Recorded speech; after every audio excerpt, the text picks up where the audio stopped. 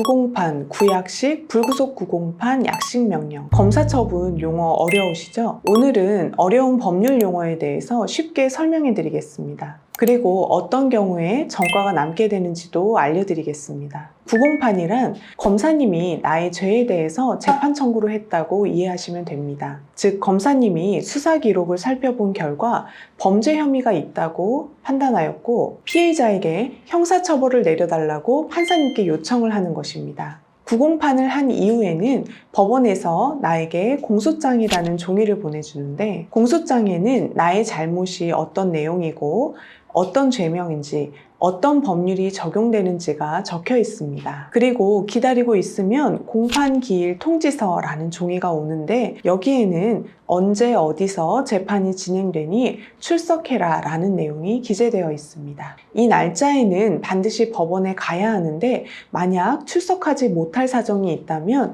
미리 법원에 불출석 사유서를 제출해야 하고, 그럴 경우 법원에서 다른 날짜를 다시 지정해서 보내줍니다. 만약 법원에 알리지 않고 불출석할 경우에는 영장이 발부가 되어서 구금될 수 있으니 주의해야 합니다. 또한 변호사의 도움을 받고 싶은데 경제적인 사정이 여의치 않다면 법원에 국선 변호사를 선정해달라는 신청을 할 수도 있습니다.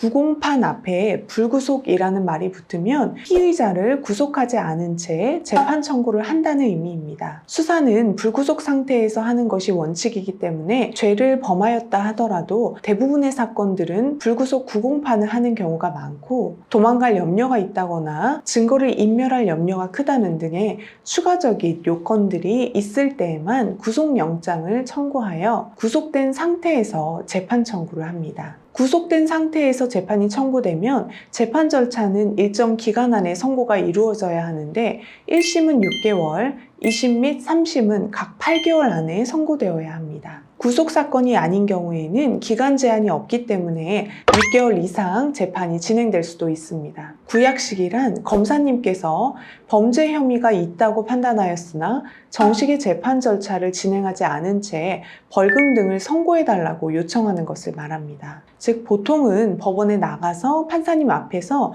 재판 절차를 진행하고 선고를 받지만, 구약식이 된 경우에는 법원에 나가지 않아도 되는 것입니다. 이런 경우 법원에서 벌금 얼마를 내라 라고 약식명령문을 집으로 보내주는데, 그때까지 기다렸다가 검찰청에 벌금을 내면 되고, 검찰청에서 구약식 한 후에 2~3개월 후에 법원에서 약식명령이 송달됩니다.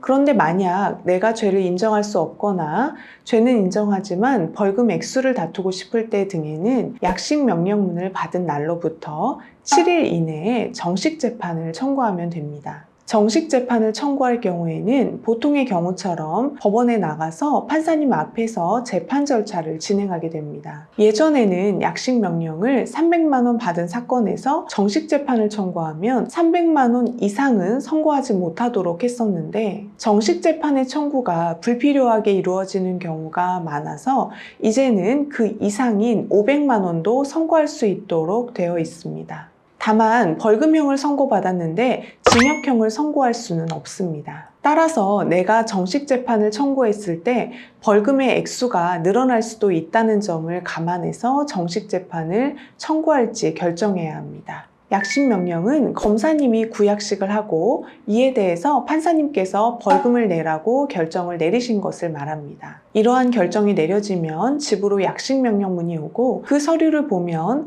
벌금을 얼마 내야 하는지가 적혀져 있습니다. 약식기소란 구약식과 같은 의미입니다. 따라서 검사님이 판사님께 벌금을 선고해달라고 요청하셨다고 생각하면 됩니다.